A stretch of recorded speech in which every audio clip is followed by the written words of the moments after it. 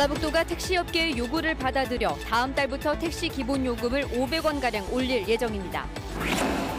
돼지고기 소비는 줄고 수입은 크게 늘면서 돼지값이 폭락해 농민들이 생산 원가도 건지지 못하고 있습니다.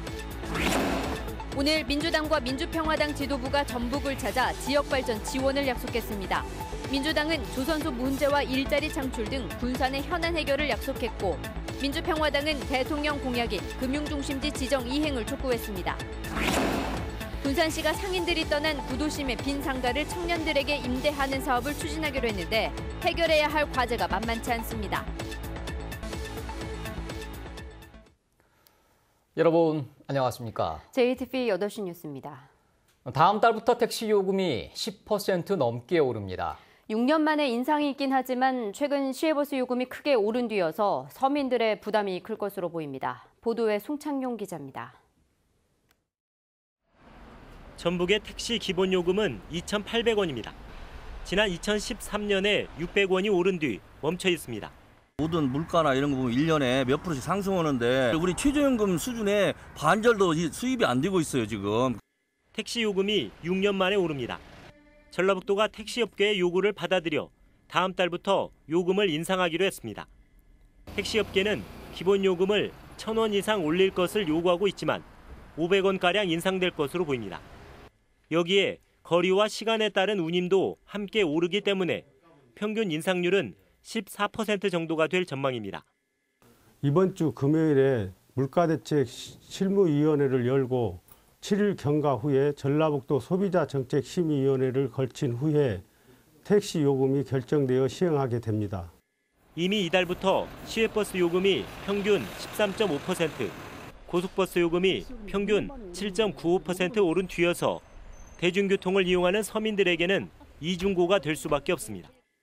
또 올 때 타야지, 갈 때 타야지. 그러니까 없는 사람은 부담스럽죠, 혼자. 또한 택시 요금이 오르면 시군에서 결정하는 시내버스와 국내버스 요금도 오를 가능성이 높기 때문에 팍팍한 서민 살림에 큰 부담이 될 전망입니다. JTBC 뉴스 송창용입니다. 돼지고기 값이 크게 떨어지면서 축산 농가들이 어려움을 겪고 있습니다. 최악의 미세먼지 탓에 야외 활동을 꺼리면서 소비는 줄었지만 오히려 돼지고기 수입은 늘었기 때문입니다. 농가들에게는 갑갑할 노릇입니다. 하원호 기자가 보도합니다. 돼지고기 1kg을 생산하는 데 들어가는 비용은 4,200원. 하지만 산지 가격은 3,100원까지 떨어졌습니다. 110kg짜리 돼지 한 마리를 생산할 때마다 농가는 오히려 9만 원씩 손해를 보는 셈입니다. 돼지값이 폭락한 건 수입 물량이 급증한 데다 국내 돼지 생산도 늘었기 때문입니다. 연말부터 이어진 최악의 미세먼지 탓에 야외 활동이 위축되면서 돼지고기 소비가 줄어든 탓도 있습니다.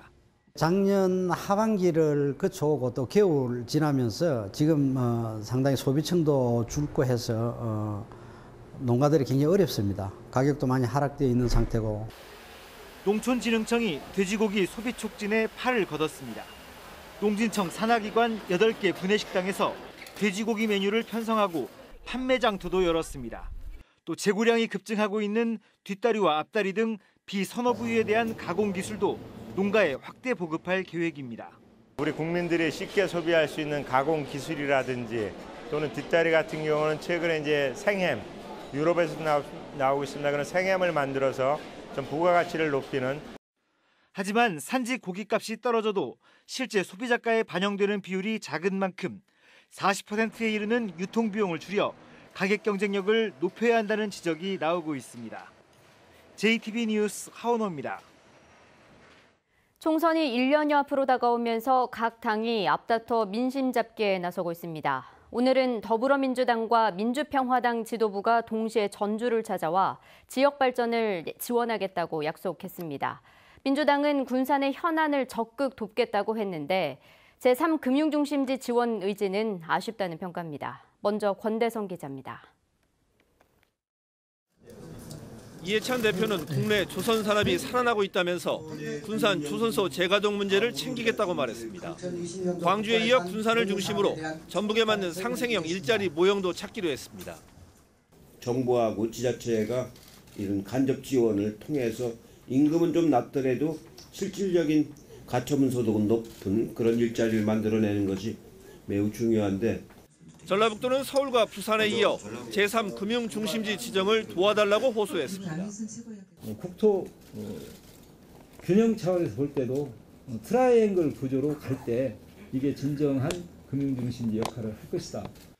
민주당 지도부가 돕겠다고는 했는데 정작 이해찬 대표는 기금본부의 위상만 언급해 지역의 기대에 미치지 못했다는 지적입니다. 어떤 언론에서는 경쟁하는 것처럼 비치고 있지만 실제 부산하고 우리 전북하고는 기능과 역할이 다르기 때문에 우리 당에서 적극적으로 아마 도울 수 있는 부분이 있지 않을까 싶습니다. 민주당 지도부는 남원 공공의료대학원 설립 법안을 상반기에는 통과시키겠다고 약속했습니다.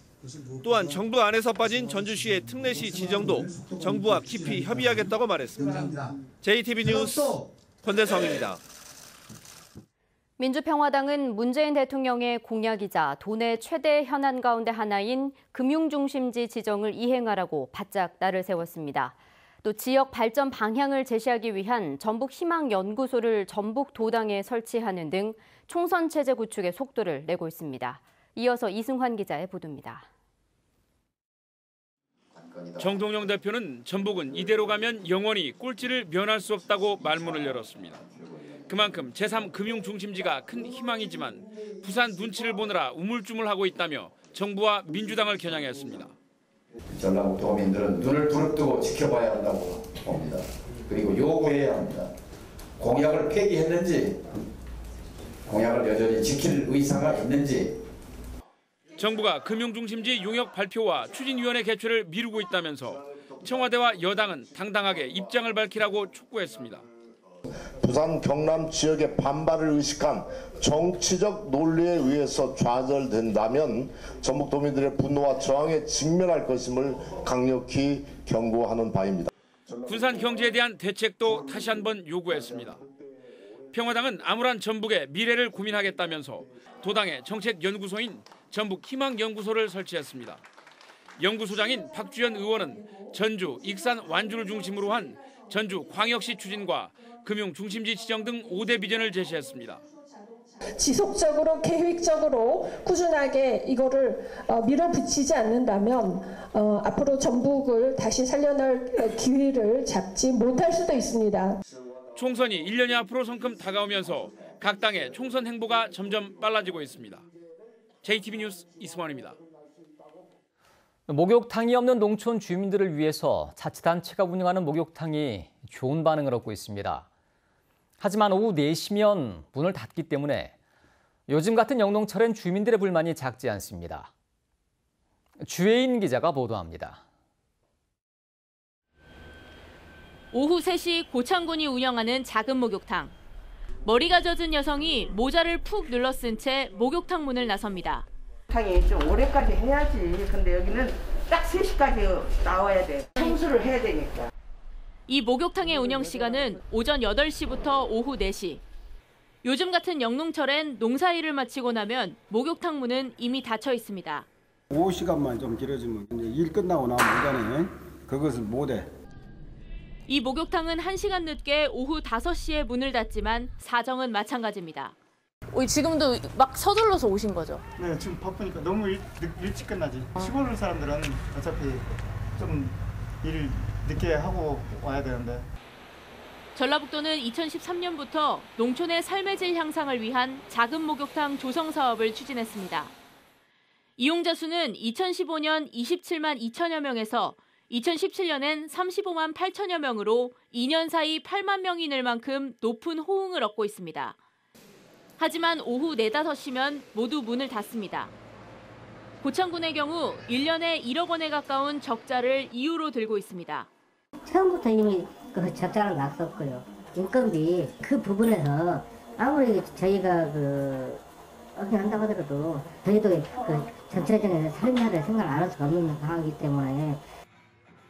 전북의 작은 목욕탕은 모두 46곳.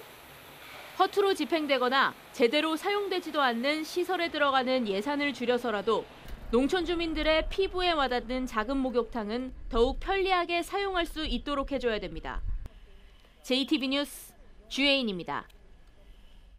전북 출신 국회의원 20명은 오늘 기자회견을 갖고 전북교육청의 자사고 평가 정책에 깊은 우려를 표한다고 밝혔습니다. 이들은 성명서에서 전북만 유일하게 평가 기준 점수를 80점으로 상향 조정한 것은 자사고를 평가하겠다는 게 아니라 취소하겠다는 의미라며 자사고 평가가 합리적으로 이루어질 수 있도록 기준 점수를 타 시도교육청 수준으로 재조정해 줄 것을 촉구했습니다. 한편 상산고는 긴급 법인 이사회를 열고 오는 22일까지 운영 성과 보고서를 제출해 계획대로 자사고 평가를 받고 자사고 추정 취소 결과가 나올 경우 법적 대응하겠다는 입장을 밝혔습니다. 전라북도의회 인사청문위원회가 김천환 전북개발공사 사장 후보자에 대한 청문 보고서를 의결했습니다. 정호윤 인사청문위원장은 보고서에 후보자의 적격 또는 부적격은 따로 담지 않고 청문회 과정에서 언급된 주요 사안과 위원들의 입장을 기술했다고 말했습니다. 전라북도의회가 오는 22일 본회의에서 청문위원회의 보고 절차를 거쳐 집행부로 이를 송부하면 도지사가 보고서를 참작해 최종 임명 여부를 결정하게 됩니다. 군산시가 상인들이 떠난 구도심의 빈 상가를 청년들에게 임대해 생기를 불어넣는 사업을 추진하고 있는데요. 성과를 내기까지는 풀어야 할 과제가 적지 않습니다. 김진영 기자의 보도입니다. 의류 판매점들이 모여있는 군산 구도심의 영동 상가입니다. 한 집 건너 한 집이 빈 점포입니다. 인근 신도시에 조성된 상권에 밀리면서 180곳에 이르는 상가 가운데 100개가량이 문을 닫았습니다. 지금 계속해서 해가는 추세인 것 같아요. 이대로 쭉 가면은 좀 더 안 좋아질 것 같아요. 군산 지역 전체 상가는 12,000개로 이 가운데 3,000개가 비어 있습니다. 군산시는 이들 빈 점포를 창업을 꿈꾸는 청년들에게 임대해 침체된 상권에 활력을 불어넣는 사업을 추진하기로 했습니다. 군산시는 청년 창업자들이 빈 점포를 임대할 경우 임대료와 리모델링 비용 등 창업 비용을 지원할 계획입니다. 임대료고 그다음에 그 리모델링비, 그다음에 간판 제작비, 컨설팅비 해가지고 한 개 점포당 1,500만 원 정도 청년들을 대상으로 해서 지원을 해주는 사업이 되겠습니다. 그러나 해결해야 할 과제가 적지 않습니다. 갈수록 줄고 있는 유동인구를 붙잡을 수 있는 구심점 역할을 할 거점 시설 확보가 시급합니다. 또 부족한 주차 공간과 청년들에게 부담스러운 임대료도 걸림돌입니다. 앞서 지자체마다 앞다퉈 추진한 전통시장 청년몰 등 청년 창업 사업이 성공으로 이어진 사례를 찾아보기가 쉽지 않습니다. 구도심 활성화, 청년 일자리 창출, 2마리 토끼를 잡기 위해 추진하는 사업이 예산만 낭비하는 사업이 되지 않도록 철저한 준비가 필요해 보입니다. JTB 뉴스 김진영입니다. 갈수록 초혼 시기가 늦어지고 외국인 배우자를 맞는 비율도 점점 더 늘고 있습니다. 통계청이 발표한 지난해 전라북도 결혼 현황을 보면 남자의 초혼 연령은 평균 33.4세로 한 해 전보다 0.6세 높아졌으며 여자는 30세로 0.3세 늘었습니다. 또 지난해 전체 혼인에서 외국인과의 혼인 비중은 1.1%포인트 높아진 10.3%로 새로 결혼한 10쌍 가운데 1쌍 이상이 다문화 가정인 것으로 나타났습니다. 지난 20일 김제시 백구면 만경강에서 잡은 야생 조류에서 AI 바이러스가 검출됐습니다. 이에 따라 전라북도는 해당 지역 반경 10km를 야생 조류 예찰 지역으로 정하고 닭과 오리 농가에 대한 이동 통제와 소독을 강화하고 있습니다. AI 바이러스의 고병원성 여부는 빠르면 내일 나올 예정입니다. 지난 겨울 전북에서는 6건의 AI 바이러스가 검출됐고 모두 저병원성으로 확인됐습니다. 새만금의 수산식품 수출 가공단지가 만들어집니다. 새만금 개발청은 정부와 15개 기업이 공동으로 2,580억 원을 투자해서 양식김 등을 가공 생산하는 단지를 만들기로 협약했다고 밝혔습니다. 새만금개발청은 오는 2025년 단지가 완공되면 1,100개의 일자리가 생길 것으로 내다봤습니다. 군산해양경찰서는 지난달 27일 군산시 어청도 남서쪽 67km 해상에서 불법으로 고래를 포획한 혐의로 선장 49살 박모 씨를 구속했습니다. 또 지난 9일에도 같은 위치에서 불법으로 고래를 포획한 일당 5명을 붙잡아 불구속 입건했다고 밝혔습니다. 오늘 오전 11시 10분쯤 군산시 미장동 한 아파트 5층에서 불이 나 40분 만에 꺼졌습니다. 이 불로 65살 박모 씨 등 주민 12명이 연기를 마셔 병원으로 옮겨졌고 집 내부와 가재도구 등이 타 소방서 추산 1억 원의 재산 피해가 났습니다. 곳곳에 내려졌던 초미세먼지 주의보는 빗줄기가 굵어지면서 모두 해제됐습니다. 밤사이 비는 계속 이어지겠고 20에서 60mm가 더 내린 뒤 내일 아침 대부분 그치겠습니다. 내일 아침 최저기온은 전주 11도, 익산 8도가 예상됩니다. 비가 그친 뒤 오후부터는 찬바람이 불면서 쌀쌀해지겠고 낮 기온은 대부분 13도 안팎에 그치겠습니다. 모레 금요일 아침엔 기온이 영하권으로 떨어지는 등 주말까지 반짝 추위가 이어지겠습니다.